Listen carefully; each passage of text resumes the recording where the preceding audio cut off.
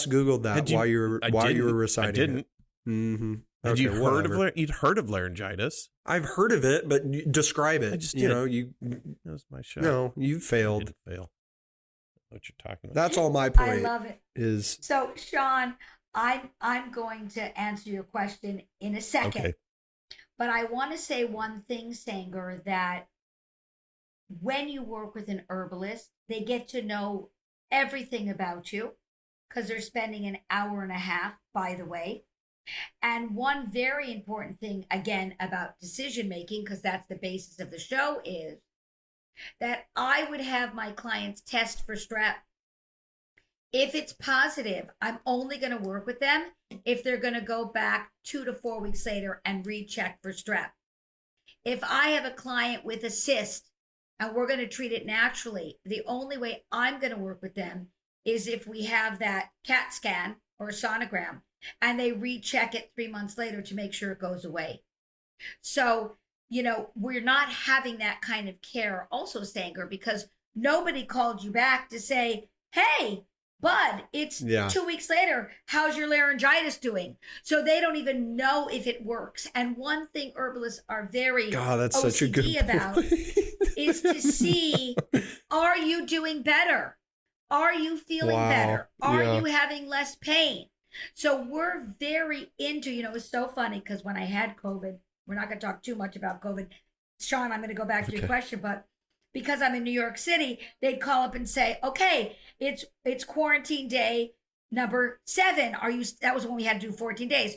Are you still quarantining? And I said, okay, so my throat's hurting me. My body's aching me. I'm feeling really exhausted. And I've got this really bad taste in my mouth. They were like, okay, we're not calling about that.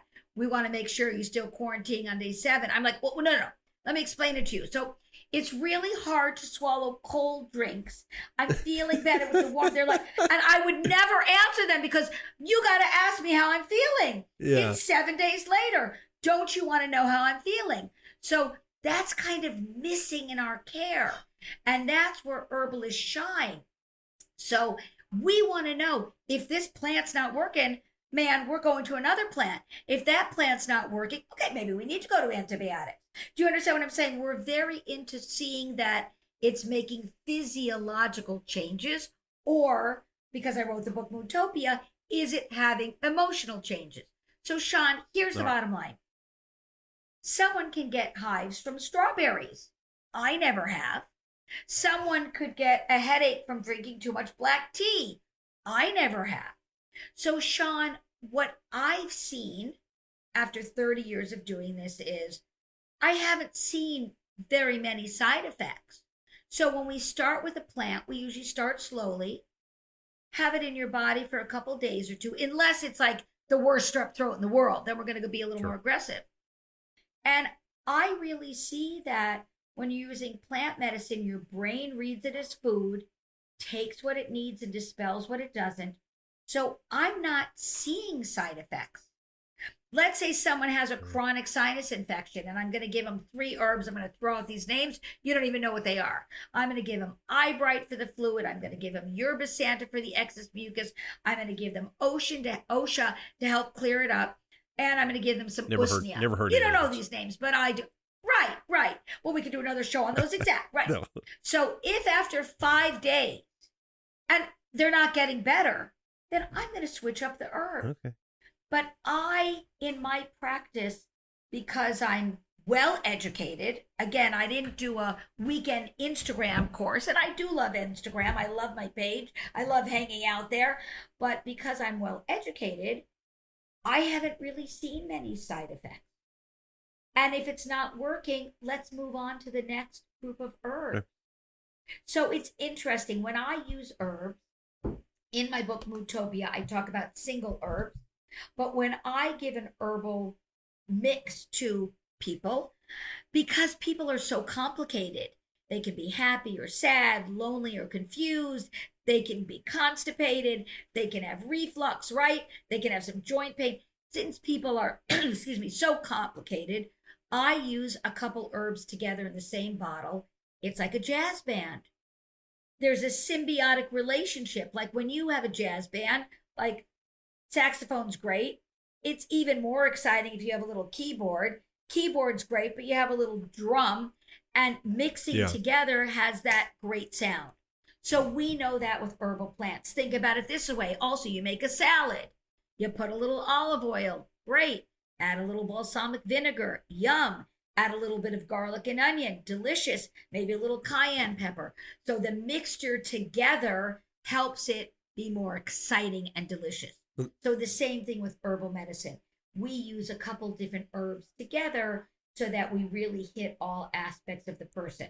And that's individual care. So if Sean came to me with a sore throat and Sanger came to me with a sore throat and we called it laryngitis, Sean's symptoms may be he has a dry throat. Drinking cold is horrible. Hot is the best thing. Sanger could have a sore throat and he feels like he has excess mucus and he's just craving cold drinks. So then I would give different combinations for the same title of laryngitis. I can absolutely agree that personalized advice is the number one benefit to improving decision making, right? And that's missing from a lot of people in a lot of areas of their life, whether it's their physical health, their financial health, etc. I see it a lot, right? In my practice as a financial advisor, I'll have somebody come in and they've got a question. What should I do here? Should I refinance my home? Should I, how much should I be saving towards retirement? Whatever it is. And there's always a rule of thumb or a general idea or a broad sweeping prescription, so to speak, for whatever problem they have. But almost never do we do what that exact rule of thumb is, because they're an individual and they have their other decisions that they're making at the same time, other factors that are important to them that they've got to also weigh against the opportunity to accomplish this particular goal. They've got their unique emotions, right? I know how they react to certain things. And I can say, for example, maybe for most people, refinancing their house would be a benefit, but you freak out about the thought of having a mortgage. And by doing this, although you would save more money in the long run by refinancing, you would extend it by a year or two. And so I'm going to recommend to you that you don't do that because it's probably worth the money to have that behind you, for example. And that's not something that I could just say without knowing them, for building a relationship for a long time and understanding how they think, how they react to certain things. And it sounds like that's what herbalists have to do in order to be able to effectively provide the best advice possible. Say, okay, well, let's look at how Sanger reacts to this particular issue. What's most important to you? Is it the pain in your hip or is it the price you got to pay to fix it, right? What's the most important thing? And then also, what are the other things that you're balancing? Because oftentimes when people ask me questions, it's never just about that one question, right? We can't isolate the issue of can they afford to buy, a new Porsche or not. It's all of the other things that we've talked about doing. It's not a question of whether we should invest in this particular strategy or not, or should they or shouldn't they buy rental properties. There's so many other things that are at play, and their own temperament, their own behavior patterns, their own cognitive biases have a huge impact in whether or not I'm going to recommend that they pursue that particular avenue, because their other decision-making patterns and behavior beyond the yes or no that we're going to have to make right now is going to greatly determine their rate of success.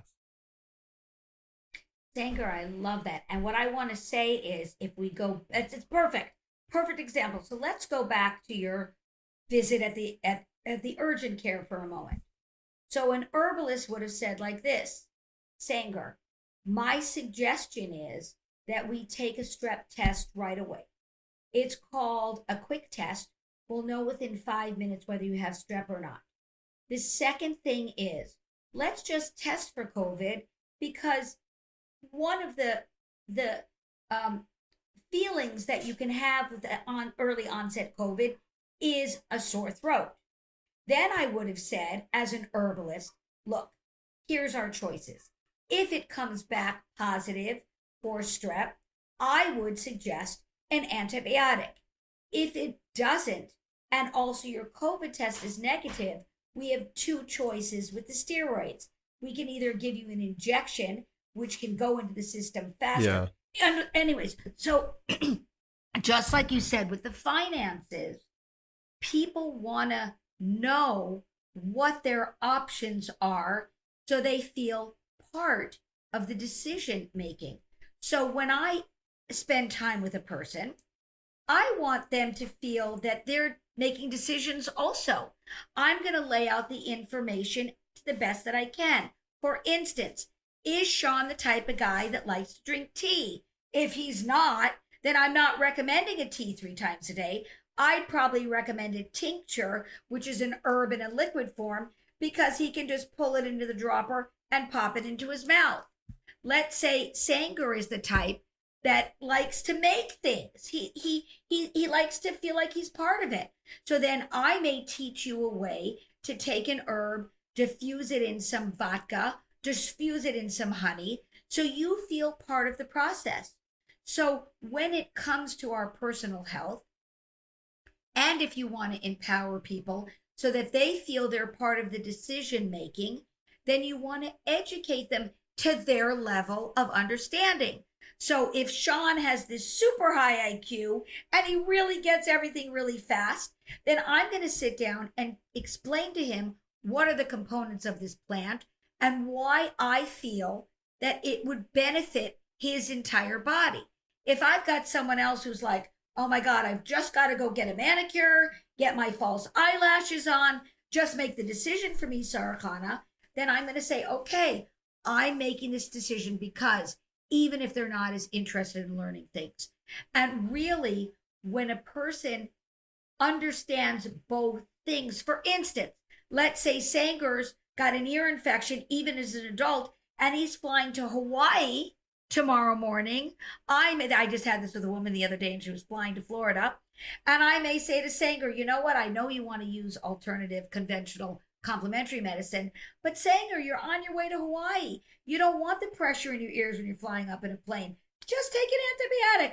Go have a blast in Hawaii. I wouldn't dunk in the water for a couple days. When you come back, I'll give you some herbs to build up your immunity after you took an antibiotic. Then Sanger, I feel you'd feel more empowered with your decision making. I am taking the antibiotic. I want to have a blast in Hawaii. But you know what? I don't want to get another ear infection as an adult 3 weeks later. Then you'd come to an herbalist like Sara-Chana and say, okay, what do I do to build up my immune system? Is it now making more sense how botanical herbalists work? Yeah. No, that makes all the sense in the world, is to be able to say, okay, hey, not every decision is just, well, let's look at the chart and figure out what issue you have, and then therefore you take this pill and you're good. And it can't be that simple. And I think go ahead, Sanger. I'm sorry. Go ahead. Well, my follow-up to that was that maybe our desire for the utopian reality where we can do that is why we're dissatisfied with the results, because of course it doesn't work that way. Well, I was talking with somebody the other day who had read the book by Michael Pollan, Food Rules, and so as you were talking, Sara-Chana, about dealing with a lot of these ingestible herbs, that can be helpful. So I was thinking about that book, Food Rules, and basically what this author did is broke it down, his advice, into 3 categories, which was to say, eat foods, mostly plants, not too much. All right. So he simplified a lot of the advice into these 3 components, these 3 principles, essentially. As you think about in the work that you do, are there 3 rules I could take away from I don't mean to put you on the spot, but if you were to say, all right, here are the 3 things to deal with that can help people make great decisions around exploring homeopathy, for example. Homeopathy is a little different than herbal. We've been talking more about herbal. So I would say find 3 plants, Sean, that resonate with you and the challenges you have. Familiarize yourself with just 3 plants. You're the type that get sinus infections, if you're the type that gets in